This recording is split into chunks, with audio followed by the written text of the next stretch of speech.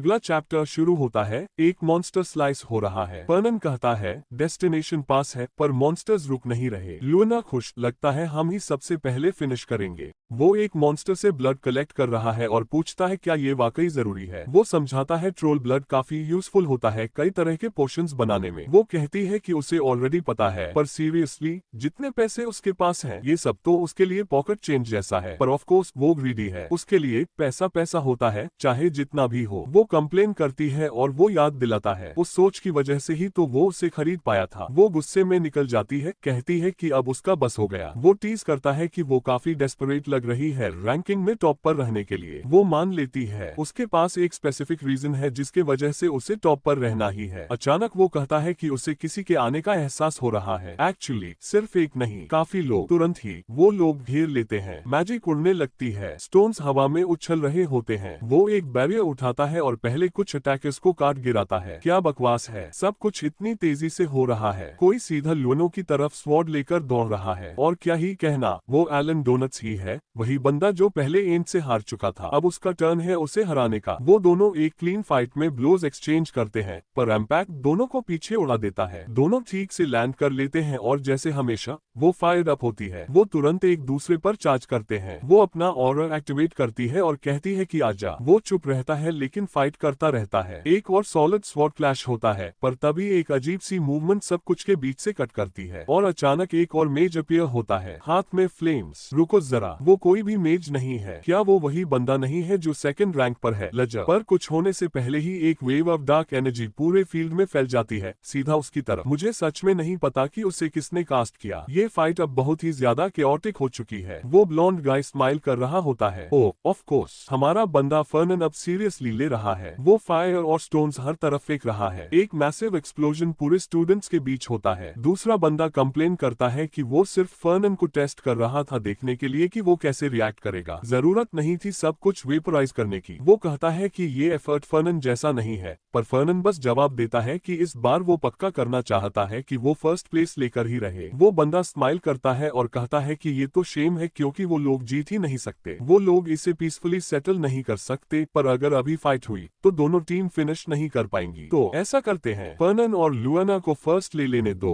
और वो लोग सेकंड ले लेंगे। इस तरह दोनों साइड को फायदा हो जाएगा। लगता है फर्नन अब सच में दिखाएगा कि वो क्या कर सकता है और वो वैसे ही करता है। वो बेसिकली उस बंदे को इंसल्ट करता है, कहता है कि अनफॉर्चुनेटली उन्हें नेक्स्ट टाइम तक वेट करना पड़ेगा। वो बंदा क्लियरली समझ जाता है हिंट। तभी फर्नन सबके नीचे एक मैसिव पोर्टल थ्रो करता है। एक ह्यूज मैजिक सर्कल अपीयर होता है जैसे जमीन ही फट गई हो। वो पूरे फॉरेस्ट को तय कर रहा होता है। उसके साथ ही वो अपने और लुएना के अराउंड एक बैरियर थ्रो करता है। पता चलता है कि ये ट्रैप उन्होंने पहले से सेट किया हुआ था, पर तब तक देर हो चुकी होती है। बाकी सब लोग एक स्टोन ककून में सील हो जाते हैं। फर्नन उसे बुलाता है, कहता है कि चलने का टाइम आ गया है। रुको, क्या वो लोग वाकई ऐसे ही चले जाएंगे? नहीं लगता कि इतनी आसानी से खत्म हो जाएगा, पर हो जाता है। हेडमास्टर सबको कंग्रेचुलेट करता है और रैंकिंग्स अनाउंस करता है। फर्स्ट प्लेस लुएना बर्व और फर्नन फेलनबर्ग। वो दूसरे दोनों सेकंड प्लेस में कंप्लीटली वाइप आउट हो जाते हैं। फर्नन लुएना को रिजल्ट के लिए कॉम्प्लीमेंट करता है। वो मान लेती है कि उसे उम्मीद नहीं थी कि वो लोग वाकई टॉप पर आ जाएंगे। उसे लगा था कि ये अनफेयर था क्योंकि वो लोग स्ट्रॉन्गेस्ट से फाइट नहीं किए, पर वो कहता है कि उससे फर्क नहीं पड़ता। एंड में वो जीत गए। प्रोफेसर ऑफिशियल एंड अनाउंस करता है और सबको याद दिलाता है कि इधर उधर न घूमे। उस मोमेंट पे लुएना आर्मीनियन के बारे में पूछती है। वो समझाती है कि उसने उसे लास्ट नाइट देखा था। वो ट्रेनिंग कर रही थी और कुछ इंटरेस्टिंग देख लिया। वो उसी तरह डिस्क्राइब करती है जैसे फर्नन ने पहली बार उसकी स्वॉर्ड डांस को डिस्क्राइब किया था। अचानक फर्नन अपने फेस पर हाथ रख लेता है। पहले लगता है कि वो कंफ्यूज्ड है क्योंकि वो तो लुआ को जीतने की कोशिश कर रहा था, पर अब वो क्लियरली किसी और के स्वॉर्ड स्किल्स से इम्प्रेस हो गई है। पर नहीं, बात वो नहीं है। ये प्रोफेसी से जुड़ी बात है। प्रोफेसी का एक और हिस्सा अभी अभी रिवील हुआ है। अपेरेंटली एंटेरियन ने अपने हाथ बढ़ाए और लुएना से कहा कि उसकी नाइफ बन जाए, पर उसने रिफ्यूज कर दिया। अब फर्नन कुछ समझ नहीं पा रहा। प्रोफेसी भी अब कंफ्यूज्ड हो गई है। टेक्स्ट उल्टा पुल्टा हो गया है। वो प्रॉपर्ली रीड भी नहीं कर पा रहा। कुछ अपोकलिप्टिक आने वाला है और लगता है कि एरियन उसका टारगेट है, पर कोई एक फीमेल नाइट उसके सामने आ गई और अब स्टोरी शिफ्ट हो रही है। ये फ्यूचर वैसे नहीं जा रहा जैसे होना चाहिए था। ने पूछा कि वो क्या कर रही है और उसने जवाब दिया, आज मैं तुम्हारी नाइट हूँ जैसे तुमने कहा था। वो कहती है कि वो स्वॉर्ड चलाने और लॉर्ड्स के एनिमीज को डिस्ट्रॉय करने के लिए ही पैदा हुई है और इतना कहकर वो डेमन की तरफ दौड़ गई और फर्न समझ नहीं पा रहा कि ये ये सब हो क्या रहा है, और अपेरेंटली वो बैटल के बाद काफी बुरी हालत में पहुंचती है। अब ये नई फ्यूचर विजन पूरी लग रही है, ऐसा लगता है जैसे हम किसी बिल्कुल अलग कहानी में कदम रख रहे हैं। वो हॉस्पिटल में उठती है और एंट उसके पास बैठा मुस्कुरा रहा होता है, बस इस बात से खुश कि वो बच गई। लेकिन वो ब्लॉन्ड गाय अब्स को सेटल करना चाहता है उन लोगों से जिन्होंने उसे हर्ट करने और बर्कर फैमिली का फ्यूचर बिगाड़ने की कोशिश की, और ऐसा लगता है कि वो एक पर्टिकुलर टाइप के रिच बास्टर्ड से बहुत ज्यादा नाराज है, और ऐसा बस एक ही बंदा हो सकता है, वो रिच बास्टर्ड खुद, वो स्कमबैग। अचानक कोई फिर से फर्न को आवाज देता है। प्रोफेसर्स और लुएना पूछ रहे हैं कि वो ठीक है या नहीं। वो बस खड़ा रहता है, पूरी तरह जोन्ड आउट। वो जवाब देता है कि बस थोड़ा एग्जॉस्टेड है, लेकिन ठीक है। जबकि प्रोफेसर इन्फर्मरी ले जाने की बात करता है, फर्न ज्यादा फोकस इस बात पर कर रहा है कि आखिरकार उसे समझ आ गया कि एंट उसे दुश्मन क्यों समझेगा। जो वो नहीं समझ पा रहा वो ये है कि प्रोफेसी बदल क्यों गई है और क्यों अब सब कुछ लुएना के इर्द गिर्द घूम रहा है। और जो और भी अजीब है वो ये कि लगता है जो भी आने वाला है वो बहुत जल्द होगा, मतलब डेमन एंड्रोमेयर्स अब आने ही वाला है। और ऑनेस्टली क्या वो बंदा उसके डैड जैसा नहीं दिखता उसी टायर्ड फेस के साथ। अगला चैप्टर हमारे बंदे की तारीफ कर रहा है फर्स्ट प्लेस में आने के लिए, और लड़का बस कैरेज में बैठ जाता है, कहता है कि वो थक गया है। वो इसी के बारे में सोच रहा था और मलियस गाइड के बारे में 72 डेमन। वाह क्या नंबर है याद रखने के लिए। वो क्रिएचर ह्यूमन फॉर्म ले लेता है, लेकिन उसकी आर्म पर एक छोटा स्नेक होता है। चाहे जितनी भी बुक्स हमारा बंदा सर्च कर ले, उससे बस यही इन्फो मिलती है उस बास्टर्ड के बारे में, जो सही भी है। असल में वो तो वॉर के दौरान 1000 साल पहले ही आया था, तो फिर उस फ्रीक के बारे में कोई डिटेल जानकारी मिले भी कैसे। उन सबको तो फर्स्ट एम्परर ने वाइप आउट कर दिया था और तब से दिखे ही नहीं। फिर भी वो रिलेटिवली काम है। आंट वैसे भी उस बंदे से डील करने वाली है, तो वो उसका प्रॉब्लम नहीं है। असली इशू ये है कि लगता है इस सब में लेना हर्ट हो जाएगी, और अब वो सोच रहा है क्या उसे बता देना चाहिए कि उसके साथ क्या होने वाला है। उसने ट्राई किया बात छेड़ने की, लेकिन लेना ने बस इतना पूछा कि क्या उसका दिमाग खराब हो गया है। उसने पूछा, hey do you believe in demons? वो और भी ज्यादा कंफ्यूज हो गई। उसने उसे पुश किया कि सीधे से जवाब दे, और आखिरकार उसने कहा,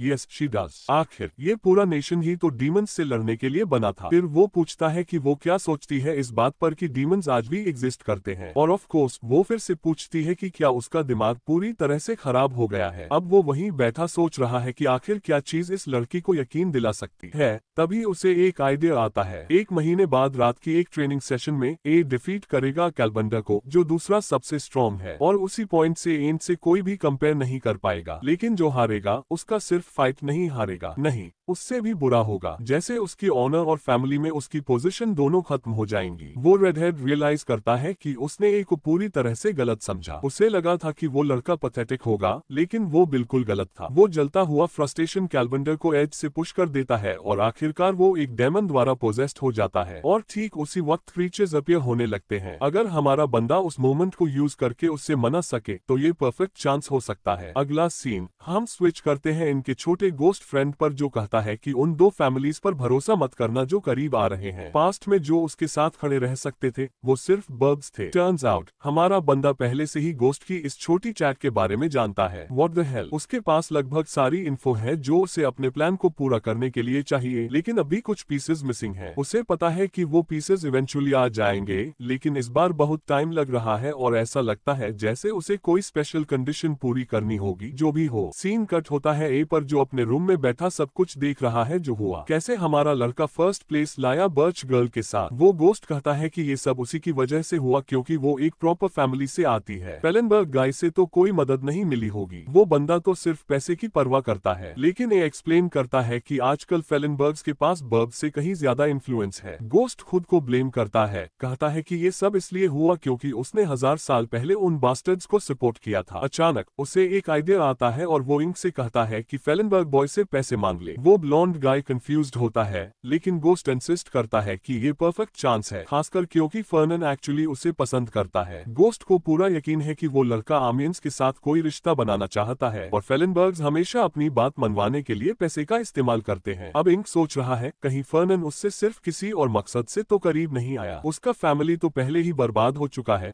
वो अब दे भी क्या सकता है। गोस्ट उसे डांटता है कि खुद को नीचा दिखाना बंद कर। वो कहता है कि रीजन मैटर नहीं करता, उसे बस यकीन है कि एक फेलनबर्ग ऐसा ही करेगा और अपेरेंटली वो आज भी वैसे ही बिहेव कर रहे हैं जैसे 1000 साल पहले करते थे। लेकिन बेचारा ए कहता है कि हमारा बंदा ऐसा कभी नहीं करेगा। उसे तो जेन्युइनली काइंड इंसान लगता है। पहली बार जब वो मिला था तब ही उसे एक रिडिकुलसली हाई रैंकिंग टाइटल दे दिया था सिर्फ उसकी मदद के लिए। नो वे, वो बंदा उसे कोल्ड और कैलकुलेटिंग लगता है और कहता है कि पैसे मांगना डिसऑनरेबल होगा। लेकिन गोस्ट उसे डांटता है और याद दिलाता है कि इवन फर्स्ट एम्पर जो इंसेनली पावरफुल था उसे भी हेल्प की जरूरत पड़ी थी, तो बेहतर होगा कि वो भी थोड़ा झुकना सीखे और फेलनबर्ग से पैसे मांगे। कट करते हैं नेक्स्ट सीन पर। क्रस्ट है, वो फर्नन से मिल ही नहीं पाया और कहता है फर्नन के पास बहुत ज्यादा काम होंगे, उसे गिल्ड संभालना है, मर्चेंट्स को देखना है और अपनी स्टडीज भी करनी है। एंट ने बस ये बताने को कहा कि वो कोई भी नहीं है, ही इज एंट। लेकिन फर्नन ने जवाब दिया कि वो बिजी है और बाद में आने को कहा, तो ए मुड़ जाता है। अब क्या कर सकता है, वो पैसे मांगने के लिए इतनी दूर आया और अब खाली हाथ वापस जा रहा है, पूरी तरह से ह्यूमिलिएटेड महसूस कर रहा है। लेकिन फर्नन खिड़की से देख रहा है, उसे अजीब लग रहा है, उसने अभी तो एंट को अट्रैक्ट करने के लिए कोई बेट भी नहीं डाला था। हाइड अंदर आता है और कहता है कि उसने लड़के को ऑलरेडी भेज दिया, फिर पूछता है कि फर्नन उसे टाल क्यों रहा है जबकि कुछ दिन पहले ही वो उसके करीब आने की बात कर रहा था। फर्नन कहता है कि क्योंकि ये सब थोड़ा अजीब है कि वो इतनी जल्दी आया। जो भी फेलनबर्ग से मिलने आता है उनके पास यूजुअली कोई ऑब्वियस रीजन होता है, उसे पता है इंक क्यों आया और इसी वजह से उसे और ज्यादा शक हो रहा है। ऐसा नॉर्मल नहीं है कि कोई इस हद तक चला जाए सिर्फ पैसे मांगने के लिए, इसीलिए उसने उसे टाल दिया। उसे लग रहा है कि इंक हेल्प मांगने आया था चाहे वो चाहता न हो, और फिलहाल जब तक वो उस लड़के पर पूरी तरह ट्रस्ट नहीं करता तब तक उसे कुछ भी देना सही नहीं होगा। हाइड कहता है कि वो ज्यादा सोच रहा है, एक गिरे हुए परिवार के डिसेंडेंट पर इतना दिमाग क्यों खर्च कर रहा है। लेकिन फर्नन बस कहता है कि उस लड़के में टैलेंट है और वो मानता है कि ये सब वर्थ होगा। हाइड मान जाता है लेकिन कहता है कि अगर फर्नन ऐसा सोचता है तो फिर उसे टाल क्यों दिया। फर्नन कहता है कि ज्यादा मत बोल और बस फैमिली वेयरहाउस से कुछ एलिक्सियर्स ले आ, लगता है वो यही देने वाला है एको। हाइड कहता है कि ये रिस्की है, अगर उन्होंने वो अल्ट्रा रेयर एलिक्सियर दे दिया और वो काम ना आया तो उनका नुकसान होगा। फर्नन हाउएवर कहता है कि अगर सबसे एक्सपेंसिव वाला काम नहीं आया तो वो और भी महंगा बना लेंगे। इस लाइफ में अगर तुम सक्सेस नहीं हुए तो इसका मतलब है तुमने अभी तक इनफ पैसा खर्च नहीं किया। वापस ए के रूम में छोटा गोस्ट उस ऑडेसिटी से स्टन्ड है, मतलब उन्होंने लड़के को खुद भेजा भी नहीं, बस एक नौकर भेजा, कम से कम एक लेटर ऑफ अपॉलजी तो भेजा। वो कहता है कि वो एक नजर देखना चाहता है क्योंकि फीलिंग्स यूजुअली बहुत पोलाइट होते हैं। हमारा लड़का हमेशा लेटर में खुद को somebody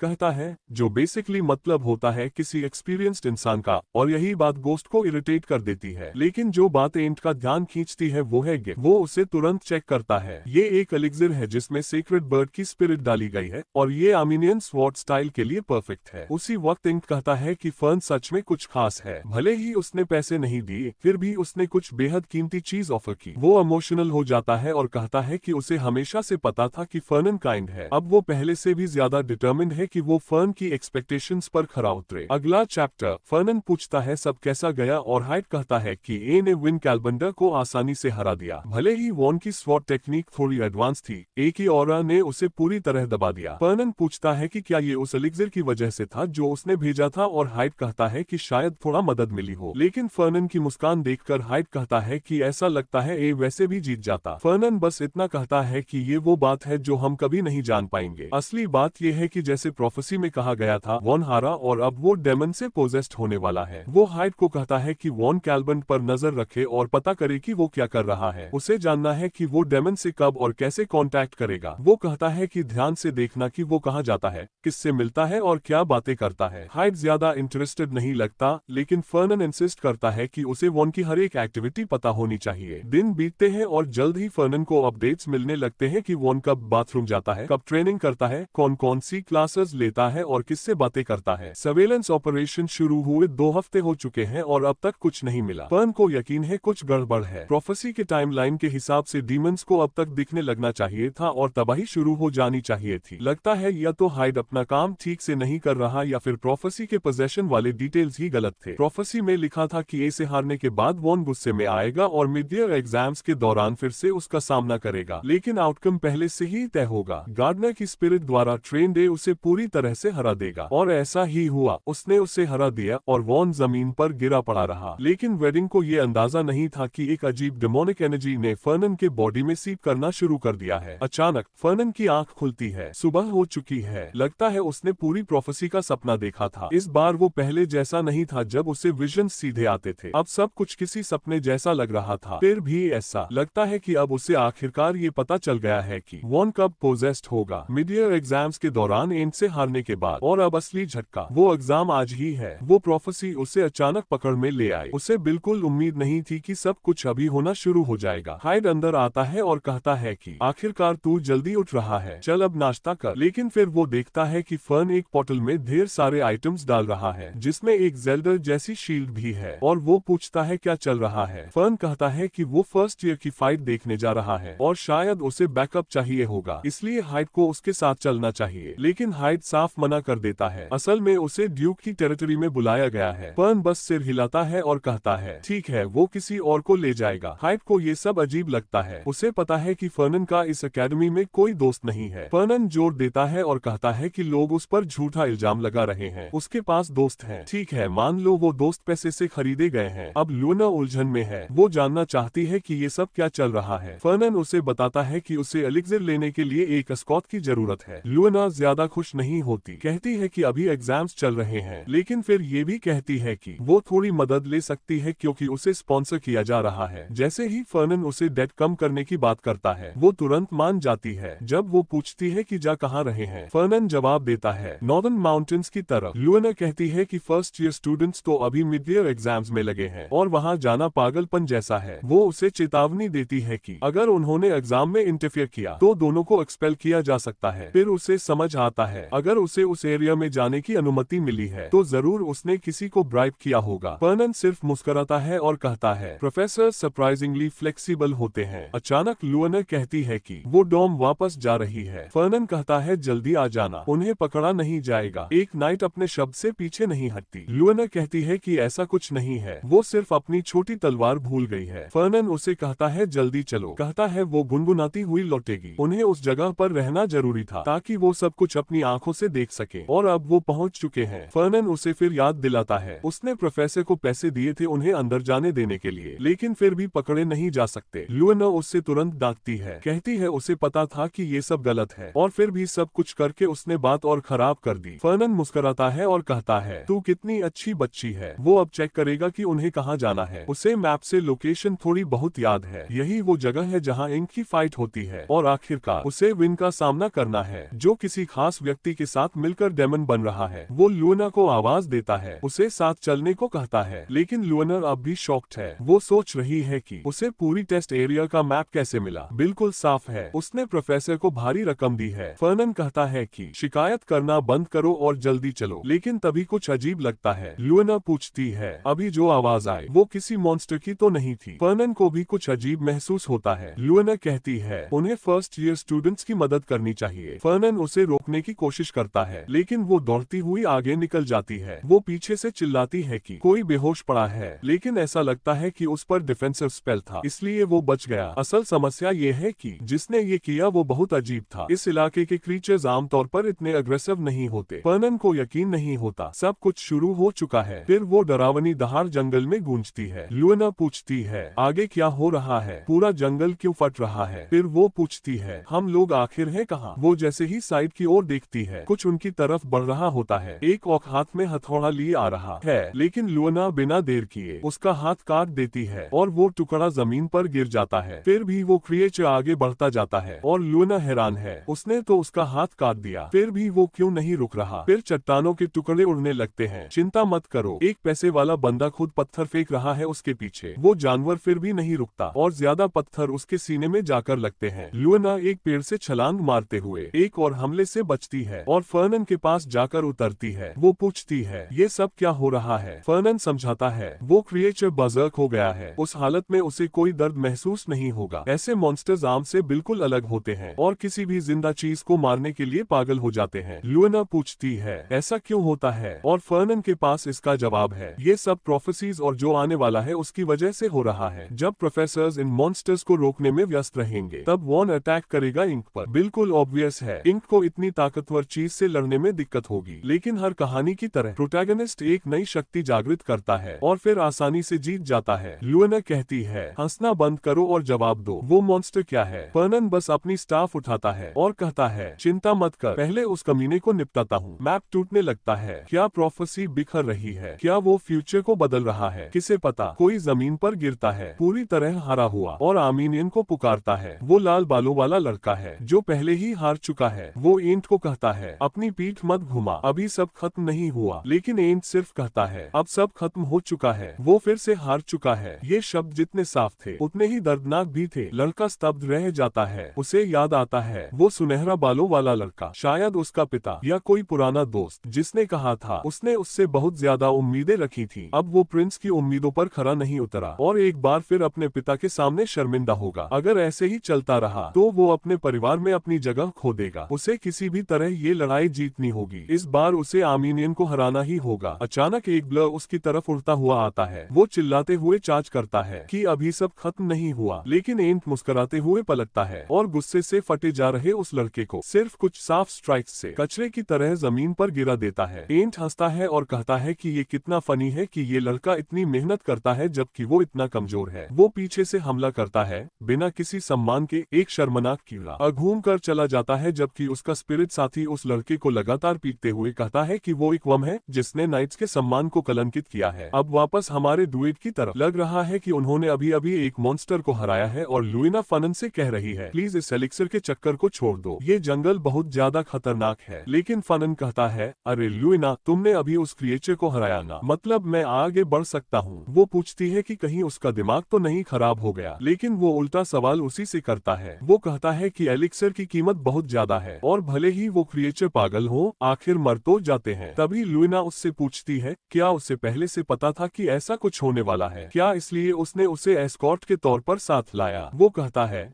नहीं, जाहिर है नहीं। ऐसा नहीं है कि मुझे फ्यूचर की विशंस आती हैं। वो अभी भी कन्विंस नहीं है। कहती है कि कुछ तो गड़बड़ है, लेकिन वो कहता है कि उसे कुछ जरूरी करना है। एलिक्सर बहुत अहम है और वो दौड़ पड़ता है, जबकि लुइना उसे पागल कहती चिल्लाती है। कुछ समय बाद वो दोनों किसी को जमीन पर गिरा हुआ देखते हैं। लुइना कंफ्यूज होकर पूछती है, इसका एलिक्सर से क्या लेना देना? लेकिन फनन को लाल बाल देखकर समझ में आ जाता है, ये वही लूजर है जो हारा था। लुइना कहती है कि वो जाकर देखती है कौन है। पास जाकर उसे लगता है कि ये वॉन कैलबंदर या कैलबंदर विन है, जो भी नाम ले रहा हो। वो कहती है, लगता है किसी फाइट में हारा है, लेकिन ये तो अच्छा फाइटर है, तो इसे हराया किसने? फनन कहता है कि अब निकलना चाहिए, लेकिन वो मना कर देती है। कहती है, ऐसे ही किसी को छोड़ नहीं सकते। तभी वो लड़का उसके पीछे उठने लगता है। लुइना को हवा में कुछ अजीब सा लगता है। वो पीछे हटती है और पूछती है, ये अजीब सी एनर्जी क्या है? वो कहती है कि उसने ऐसी फीलिंग कभी नहीं की। ये वैसा कैलर नहीं लग रहा जिसे वो जानती थी। फनन कहता है कि ये डेमोनिक एनर्जी है। इस मोमेंट में वो लड़का पूरी तरह से पजेस हो चुका है। फनन को अजीब ये लगता है कि उसे एंट से हारने के बाद पावर जागनी थी, लेकिन अब उसका टारगेट कोई और लग रहा है। कुछ गड़बड़ है। डेमन पूरी तरह से कैलबंदर के शरीर पर कब्जा कर रहा है। लुइना कंफ्यूज है, लेकिन फनन उसकी आंखों में देखकर समझ गया है अब बहुत देर हो चुकी है। लुइना अब भी उसे सबड्यू करना चाहती है, लेकिन फनन बस उसके कंधे पर हाथ रखता है और कहता है, 10 मिनट के लिए पीछे मुड़ो। जैसे ही वो मुड़ती है और पूछती है क्या वो गायब हो चुका होता है और उसी पल कैलबंदर उस पर तलवार लेकर झपकता है। वो चिल्लाती है, शांत हो जाओ, मैं हूँ बोर। लेकिन कुछ असर नहीं। ये फुल पावर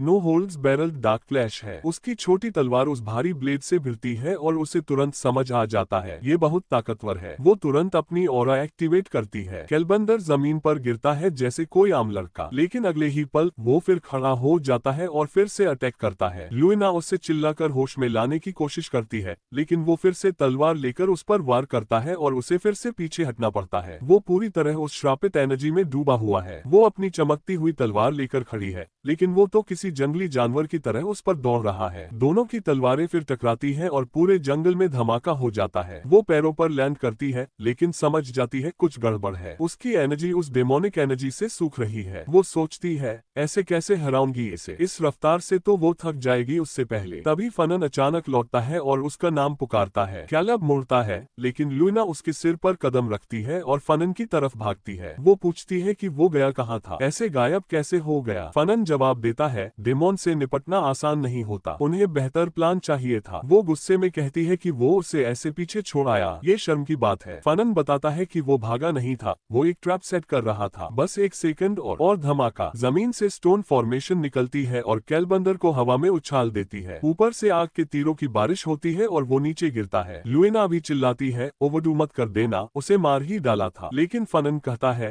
रिलैक्स, इतनी डेमोनिक एनर्जी के साथ वो इतनी जल्दी नहीं मरेगा। बल्कि वो कहता है कि जरा गौर से देखो, अब वो और भी ज्यादा गुस्से में है। लुइना कुछ कहना चाहती है जो उसने फाइट के दौरान नोटिस किया, लेकिन फनन उसे इग्नोर कर देता है। इसके बजाय वो एक बड़ी क्रिस्टल निकालता है, हाँ वही पैसों से खरीदी गई ताकत। अब और भी ज्यादा फ्लेम्स कैलबंदर के चारों ओर इकट्ठा हो जाती हैं। वो अब पूरी तरह कर्क लग रहा है, आग उसे घेर लेती है और आखिरकार वो जमीन पर गिरता है, झुलसा हुआ और हरा हुआ। फनन चैन की सांस लेता है और कहता है ऑपरेशन सक्सेसफुल था। लुइना हालांकि ये पॉइंट उठाती है कि जो आइटम उसने यूज किया वो बेहद महंगा था, तो क्या वो सब एक जबरदस्त वेस्ट नहीं था। फनन मानता है लेकिन कहता है कि ऐसे आइटम्स इस्तेमाल करने के लिए ही तो होते हैं। वो सोचती है कि ये ओवरकिल था, लेकिन फनन कन्विंस है डेमन पजेस्ड बंदों को इतनी आसानी से हराया नहीं जा सकता। वैसे भी वो जानता है कि वो श्रापित लड़का वेरॉन कैलबंडर दुनिया की तबाही के मुख्य किरदारों में से एक था। तभी उसे याद आता है स्टोरी में ए अर्मेनियन को इसी बंदे से बहुत टफ फाइट करनी थी जिससे उसकी असली ताकत जागती, और फिर उसे रियलाइज होता है हाँ इंक एक दिन लुइना से भी ज्यादा स्ट्रॉन्ग बनेगा। लेकिन अभी जब वो अकेडमी में नया है, लुइना उससे कहीं ज्यादा ताकतवर है, यानी कि फनन को वो महंगा आइटम यूज करने की कोई जरूरत ही नहीं थी। शायद लुइना खुद ही निपट सकती थी जैसे आगे जाकर एंट करता। लुइना उसे एक थप्पड़ मारती है, कहती है होश में आओ। फनन बस उस बर्बादी के पैसों के बारे में सोचता रह जाता है। लुइना कहती है कि वो फोकस खो रहा है और उसे अपना दिमाग सही करना चाहिए। लेकिन उसी वक्त कैलबंडर फिर से उठने लगता है। अचानक वो फिर हमला करता है, लेकिन इस बार उसकी चाल बिल्कुल बिगड़ी हुई है जैसे कोई पागल बंदर हो, और फनन वो सीधा उसके मुंह पर पंच मारता है, चिल्लाते हुए कितना खर्चा करना पड़ा इस कमीने को हराने में। कैलबंडर नीचे गिर जाता है, बुरी तरह से हारा हुआ। अगले चैप्टर में कैलबंडर उठता है, पूछता है क्या वो वाकई में था। उसे यकीन नहीं होता, ऐसा कुछ सच में हो ही नहीं सकता। फनन बिना किसी इमोशन के कहता है स्फेयर की रिकॉर्डिंग साफ दिखाती है तुम डेमन से पजेस थे, ऐसा कुछ झूठ नहीं हो सकता। कैलबंडर बार बार कहता है कि उसे एंट अर्मेनियन से फाइट का कुछ याद नहीं। फनन जवाब देता है क्योंकि जब तुमने उससे फाइट की तब तक डेमन का असर शुरू हो चुका था। कैलबंडर कहता है कि उसने कभी किसी डेमन से बात तक नहीं की, मिला भी नहीं, तो पजेस कैसे हुआ। फनन कहता है मूड नहीं है एक्सप्लेन करने का, जाकर खुद रिकॉर्डिंग देख ले। उसने सीधे सिर पर वार खाया था, दर्जनों मैजिक एरोज शरीर में घुसे थे, पैरों से फ्लेम्स की पिल निकली थी, और अभी वो जिंदा खड़ा है। इसका मतलब है डेमोनिक एनर्जी ने उसे प्रोटेक्ट किया। और फनन जोड़ता है मानना नहीं चाहता लेकिन तुझे हैंडल करने में मेरे कई महंगे आइटम्स जल गए। कैलबंडर झल्ला कर कहता है अगर तू सिर्फ अपने आइटम्स की कीमत पर रोने आया है तो बोल, मैं पैसे दे दूंगा। लेकिन फनन फुल ड्रामा मोड में चला जाता है, कहता है इस लड़ाई से उसे इमोशनल ट्रॉमा हुआ, पूरी लड़ाई में उसकी जिंदगी उसकी आंखों के सामने घूमती रही। कैलबंडर बीच में रोकता है, सीधा बोल। फनन एक कॉन्ट्रैक्ट निकालता है, हाँ वही टाइप का कॉन्ट्रैक्ट जो कुछ खास लोग दूसरों से साइन करवाते हैं। वो कहता है अगर ये सब भुलाना है तो इस पर साइन कर दे, ये वही डील है जिसमें कोई इंसान तब तक काम करता है जब तक मर न जाए। कैलबंडर चिल्लाता है ये क्या है, स्लेवरी है क्या, उसमें दिए गए टर्म्स ओवर द टॉप हैं। फनन कहता है कि अपने सीनियर की दरियादिली की कदर कर, वो बिना हंगामा किए मामला सुलझा रहा है। लेकिन अगर उसने मना किया तो फनन ये वीडियो इंक्विजिटर्स को भेज देगा, वो ग्रुप जो सीधे सम्राट के अंडर काम करता है और जिनका मकसद था डेमंस को मिटाना। पुराने समय में जब डेमंस सबसे बड़ा खतरा थे, इंक्विजिटर्स की पावर एब्सोल्यूट थी। आज के समय में जब डेमंस लगभग विलुप्त हो चुके हैं, वो सिर्फ एक सेरेमोनियल संस्था रह गई है, लेकिन अब भी उनके पास अथॉरिटी है। और फनन जानता है कि वो लोग कैसे हैं, बस बहाना चाहिए और वो फिर एक्टिव हो जाएंगे। कैलबंडर कहता है मैं समझता हूँ लेकिन सच में मेरा इससे कोई लेना देना नहीं था। फनन कहता है मुझे पता है, लेकिन सोच अगर तुझे इस रिकॉर्डिंग के कारण अकेडमी से निकाल दिया गया तो जरा सोचो जब लोग कहेंगे कि मार्कस कैलबंडर के बेटे ने डेमन से डील की। बस डील हो गई, कॉन्ट्रैक्ट साइन होता है। फनन डिक्लेयर करता है अब से तू मेरी देखरेख में है। कुछ समय बाद कोई पूछता है क्या ये सब ऐसे सुलझाना ठीक है। वो लुइना है, उसे लगता है कि उन्हें प्रोफेसर्स को बताना चाहिए, मामला बहुत रिस्की हो गया है। लेकिन फनन कहता है अभी नहीं, सही वक्त नहीं है। उसके हिसाब से कैलबंड के रिएक्शन से साफ है कि उसने जानबूझकर कुछ नहीं किया, ना तो वो खुद डेमन बना, ना उसने किसी को बुलाया। असल में फोकस इस पर होना चाहिए कि एकेडमी के अंदर ही कोई है जिसके पास ऐसी शक्ति है कि वो किसी स्टूडेंट को डेमन बना सके, और अगर ये केस पब्लिक हो गया तो जो भी इसका मास्टरमाइंड है वो छिप जाएगा और उसे पकड़ना नामुमकिन हो जाएगा। लुइना को समझ में आ जाता है कि फनन क्या प्लान कर रहा है। वो खुद इस चीज की तह में जाएगा, लेकिन उसे एक बात समझ नहीं आती, टारगेट स्टूडेंट्स ही क्यों है। फनन कहता है क्योंकि एकेडमी में वो लोग हैं जो भविष्य को हिला देंगे। इस जगह को तबाह करना मतलब पूरे भविष्य को बर्बाद करना। और लुइना अब समझ गई। वो कहती है अगर कभी डेमन्स को मिटाने में मदद चाहिए तो मुझे बुला लेना। फनन मुस्कुरा देता है। आखिरकार अब वो उससे बिना उधार माफ किए मदद मांग सकता है। जल्द ही लुइना को समझ आएगा वो शायद सबसे बेवकूफाना वादा था जो उसने कभी किया होगा। इसी उथल पुथल के बीच मिड ईयर एग्जाम्स को ऑफिशियली कैंसिल कर दिया गया, लेकिन छात्रों का किसी तरह मूल्यांकन तो करना ही था, इसलिए सभी प्रैक्टिकल परीक्षाओं को लिखित परीक्षाओं में बदल दिया गया। इस एकेडमी में आमतौर पर प्रैक्टिकल परीक्षाओं को सबसे ज्यादा महत्व दिया जाता है, लेकिन ऐसे पढ़ाकू लोग हमेशा होते हैं जो पूरा दिन किताबों में डूबे रहते हैं। इस समय वे तथाकथित तलवारबाज भी अब बैठकर पढ़ाई कर रहे थे। सुनहरे बालों वाला लड़का किताबों में डूबा हुआ था जब आलमा ने कहा कि वो समझने की कोशिश कर रही है कि आखिर क्या हुआ। ये अजीब है, जब उस लड़के ने उस पर हमला किया तो उसे यकीन था कि वो डेमोनिक एनर्जी या उसके जैसी कोई चीज छोड़ रहा था, लेकिन वो जो भी था या जो भी था वो डेमन आखिर तक पूरी तरह सामने नहीं आया। एक कहता है शायद वो बड़ा चढ़ाकर बोल रही है, शायद वो डेमन था ही नहीं, लेकिन आलमा जिद पर अड़ी है कि ये नामुमकिन है। वो उस ऊर्जा को पहचानती है और कहती है कि अब से उसे खुद को तैयार रखना चाहिए, क्योंकि वो डेमन फिर जरूर लौटेगा, और सबसे बुरी बात ये कि वो खुद उसका निशाना बनेगा। ए पूछता है मैं ही क्यों? आलमा जवाब देती है जैसे ये बात तो सबको पता हो, क्योंकि वही वो आत्मा ले जा रहा है जिसने अतीत में सभी डेमनों का अंत किया था। अगर वो इस दुनिया पर दोबारा कब्जा करना चाहेंगे तो सबसे पहले सेना और उस खून की नस्ल को मिटाएंगे, इसलिए अब से एक पल के लिए भी लापरवाही नहीं कर सकता। उधर रिवर हॉल में फनन सिर पकड़कर दर्द में बैठा था, और सच कहें तो किसी को भी पता नहीं था क्यों। हाइड पूछता है क्या हुआ? लो फिर से आ गए भविष्य से संदेश। अगला टेस्ट सर्वाइवल स्किल्स पर आधारित होगा। स्टूडेंट्स को एक हफ्ते के लिए दक्षिणी जंगल में छोड़ दिया जाएगा। फनन को अच्छे से पता था कि वे किस जंगल की बात कर रहे हैं। उसे लगा वो जगह एकदम परफेक्ट है क्योंकि वहाँ एक खास स्पिरिचुअल हर्ब है, लेकिन अब आता है ट्विस्ट। असल में वो तथाकथित हर्ब एक जाल है। वो सारी सुरक्षा को हटा देता है। अब सीन कट होता है। एंट एक गुफा में घुस रहा है। शायद एक आवाज पूछती है क्या यही वो जगह है, और चेतावनी देती है कि अगर उसका इरादा सच्चा नहीं है तो उसे ये चीज कभी नहीं मिलेगी। वो आगे बढ़ता है और आखिरकार उसे वो मिल जाता है। सामने खड़ा है एक ड्रैगन। जब कोई आध्यात्मिक जीव गिरता है तो उसके नीचे से निकलता है मित्रिल माइंड, और एंट से कहता है कि कुछ भी पीछे मत छोड़ना। पर सच्चाई ये है कि फनन शायद सब ले जाएगा। मित्रिल एक पवित्र धातु है और ये इकलौती चीज है जिसमें आत्माएं रह सकती हैं, इसीलिए सम्राट की आत्मा तलवार के भीतर है। फनन ने ये सब देखा। अब उसका सिर बुरी तरह दर्द कर रहा है। वो सोचने की कोशिश करता है कि एक धातु आत्मा को कैसे संभाल सकती है, और जैसे ही वो इसे समझता है उसे वो चीज चाहिए ही चाहिए। इसी दौरान लुआ को भी बुला लिया गया। वो कराहती है पिछली बार वो कोई पोषण था, अब एक हर्ब। वो मजाक में कहता है कि तू तो मजाक कर रही है, लेकिन इस बार वो सीरियस है। वो कसम खाता है कि ये वाकई कोई कीमती चीज है। उसे अपनी क्लासेस की चिंता नहीं करनी चाहिए। उसने प्रोफेसर्स को मनाने के लिए बहुत से बहाने पहले ही बना लिए हैं, यहाँ तक कि वो उसके परिवार का कर्ज भी कम करने का ऑफर देता है। फिर भी लुआ मना कर देती है क्योंकि वो अपनी क्लास मिस नहीं कर सकती, वो भी सिर्फ किसी हर्ब के लिए। फिर वो कहता है ठीक है, अगर तू नहीं आएगी तो किसी और को बुला लूंगा। तभी दरवाजा खुलता है। एक आवाज आती है, कहती है कि उसे भाई फनन को देखे जमाना हो गया। वो खुद को जेज वाइन्स के रूप में इंट्रोड्यूस करता है। वो अंदर आता है, एकदम चमकता और पवित्र दिखता है, और उसे भी मना ब्लेसिंग देता है। साफ है वो फनन से मिलने आया है। वो पूछता है अकेडमी में जिंदगी कैसी चल रही है। लीना तुरंत पूछती है क्या तुम दोनों काफी क्लोज हो? फनन मुस्कुराता है और कहता है कि वो बहुत हैरान लग रही है। जेज जोड़ता है कि उनके रिश्ते की प्रकृति को देखते हुए ये समझ आता है। लीना कहती है कुछ ठीक नहीं लगता, आखिर ये जेज नाम का बंदा तो ड्रैगन चर्च का संत है, तो फिर ऐसा कैसे हो सकता है कि एक धार्मिक संस्था से आया संत और इस एकेडमी का सबसे लालची इंसान इतने अच्छे दोस्त हो? जेज कहता है शायद तुम नहीं समझोगी क्योंकि तुम एक मैज नहीं हो। ड्रैगन चर्च पहले ड्रैगन की पूजा करता था जिन्होंने मानवता को जादू दिया था, लेकिन समय के साथ उनकी पूजा बदल गई। अब वे खुद इंसान की पूजा करते हैं, इसलिए चर्च और भी ताकतवर होता गया, और अब ये एक मैज संचालित संस्था बन चुकी है। जो भी आर्कमैज बनना चाहता है उसे उनके चर्च से मान्यता मिलनी ही होती है। लीना कहती है ये सब मुझे पहले से पता है, मुझे बस ये नहीं समझ आता कि ये दोनों इतने करीबी कैसे हैं। अब पूरी बात साफ हो जाती है। जेज बताता है कि एक मैज निर्भर संस्था को पैसे की सख्त जरूरत होती है, और फनन फेलेनबर्ग ही वो इंसान है जो उन्हें सबसे ज्यादा फंड करता है। चच के जितने भी कीमती आर्टिफैक्ट्स हैं वो सब उसी की फंडिंग से बने हैं, इसीलिए चच और फनन का रिश्ता बहुत गहरा है। जब ये दोनों आपस में बातें कर रहे होते हैं, लूना फिर से महसूस करती है कि ये कमीना तो हर चीज पैसे से ही सॉल्व कर लेता है, और अब वो सोचने लगती है कि आखिर ये जेस कैसे संत कहलाता है। जेस धीरे से कहता है कि वो थोड़े सॉफ्ट शब्दों का इस्तेमाल करे, क्योंकि चच फेलेनबर्ग की मदद को मना नहीं कर सकता। जब वो देखता है कि वो और भड़क रही है तो कहता है कि वो तो मजाक कर रहा था, लेकिन तब तक लूना वहाँ से जा चुकी होती है। कहती है अब उसे इन दोनों के रिश्ते की सच्चाई पूरी तरह समझ आ गई है। उसने उसे रोका और कहा कि थोड़ी देर रुको,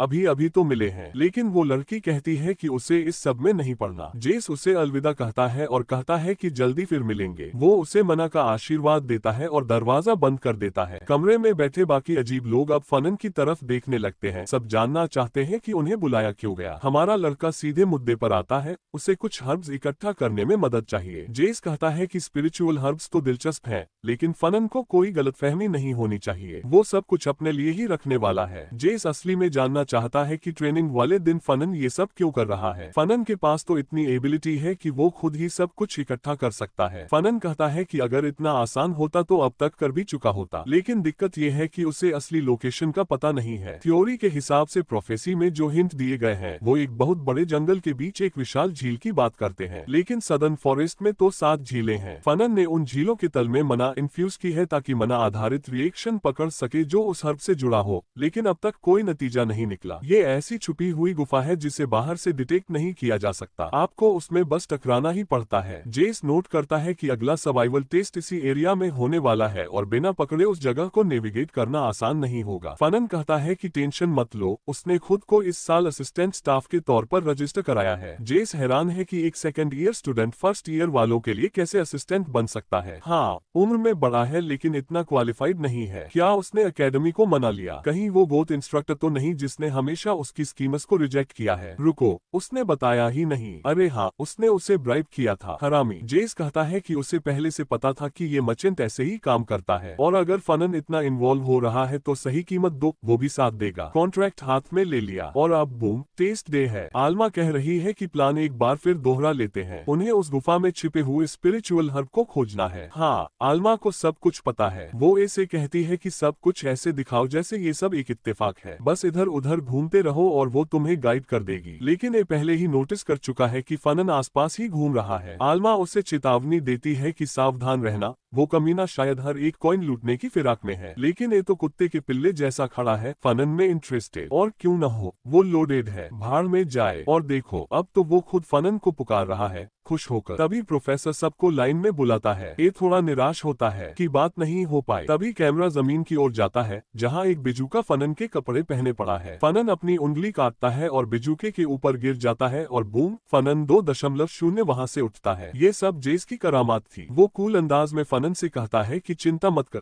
उसने ये पावर कई बार इस्तेमाल की है, यहाँ तक कि पोप को भी चकमा दे दिया था। फनन को इस पर यकीन नहीं होता। पोप तो सबसे पावरफुल मैजिशियंस में से एक है। जेस मानता है हाँ, ये सिर्फ कुछ घंटों तक चला था, कोई लॉन्ग टर्म चीज नहीं थी, लेकिन जब तक पोप बेवकूफ बना तब तक काम बन गया। फनन कहता है बस इतना काफी है। अगर ये टेक्निक लेजेंडरी मैच को बेवकूफ बना सकती है तो उसके प्लान के लिए भी परफेक्ट है, कोई शक नहीं। ये रेडहेड कमीना चर्च ऑफ ड्रैगन का सबसे स्ट्रॉन्ग मेंबर है। तभी डेमन की आवाज आती है जो पूछता है कि इस चर्च की मैजिक में क्या चल रहा है। आखिरकार मैजिक तो डेमन से ही पैदा हुआ था, और जब इस प्राणी ने ऐसा पाप बोलने की हिम्मत की तभी चर्च और मॉन्स्टर्स के बीच जंग शुरू हुई। अब फनन सोच रहा है कि क्या भविष्य में जेस का अलाया बनने वाला है। जेस उसे कहता है कि 5 घंटे के अंदर वापस आ जाना, क्योंकि तब तक ये स्पेल खत्म हो जाएगा। फनन उसे थैंक्स कहता है और निकल जाता है, और अब वापसी एक ही ओर। उसे पता है कि इस इलाके में सिर्फ एक ही झील है, लेक फारन, और अब किसी और की बारी है। हाँ, फिर वही आता है कैल्बंड्रा। फिर से ये बंदा, ये हैरान है। वो रेडहेड जो हर बार पिटता है फिर से वापस आ गया। वो पूछता है फिर से आए हो पिटने के लिए? पता तो है कि कोई चांस नहीं है ना? कैलर जानता है कि ये सच है, लेकिन कोई उसे यहाँ लाया है। जब वो पूछता है कि क्यों, तो फनन जवाब देता है कि वो शायद अभी तक सिचुएशन को नहीं समझ रहा। थोड़ा झुके हुए अंदाज में कैल्बंड्रा कहता है कि वो अब भी हार मानने को तैयार नहीं है, वो एक और फाइट के लिए आया है। ये चकित है, 2 बार हारना काफी नहीं था, एक हिट में तो उड़ गया था। लेकिन कैल्बंड्रा चिल्लाता है कि बंद करो ये सब, चाहे उसे सैकड़ों बार हारना पड़े या लाखों बार, वो तब तक एक को चुनौती देता रहेगा जब तक वो अपनी इज्जत वापस नहीं पा लेता। आल्मा प्रभावित होती है, कम से कम उसमें जज्बा तो है। वो कहती है कि क्या इन्हें नोटिस नहीं किया इस रेडहेड में कितनी नाइटी प्राइड है, शायद उसे चैलेंज एक्सेप्ट कर लेना चाहिए। ए गहरी सांस लेकर कहता है ठीक है, लेकिन अफसोस आज का टेस्ट ड्यूलिंग का नहीं है। कैल्बंड्रा कहता है कि उसे कोई फर्क नहीं पड़ता, वो स्कूल के टेस्ट के लिए नहीं आया, वो अपनी इज्जत के लिए आया है। यहाँ तक कि एक ही तलवार की आत्मा भी चिल्ला रही है कि उसे ये लड़ाई लड़नी ही होगी। वो इस सम्मान के लिए आया है, उसे जीत का एक मौका मिलना ही चाहिए। आल्मा और तलवार दोनों उस पर दबाव डालते हैं और एक ही पेशेंस खत्म होती जा रही है। वहीं दूसरी ओर फनन, जो लगता था कि गुफा की ओर चला गया है, अब भी आसपास ही छिपा हुआ है। वो खुद से बुदबुदाता है, ये सब मुझे टाइम दिला रहा है। एकदम सही। इसी बीच फनन असली काम के लिए निकलता है। झील पर पहुंचकर वो देखता है कि बैरियर पहले से ही एक्टिव है, इतना स्ट्रॉन्ग कि अगर वो जमीन फाड़कर गड्ढा भी बना दे तो बाहर कोई कुछ नहीं देख पाएगा। अब वक्त आ गया है उस स्पेल को ट्राई करने का, वक्त जो वो कब से करना चाहता था। उसे इनके आने से पहले मित्रिल ढूंढनी है, इसलिए उसने वहीं एक स्पेशल समनिंग तैयार की। उसने मंत्र पढ़ा,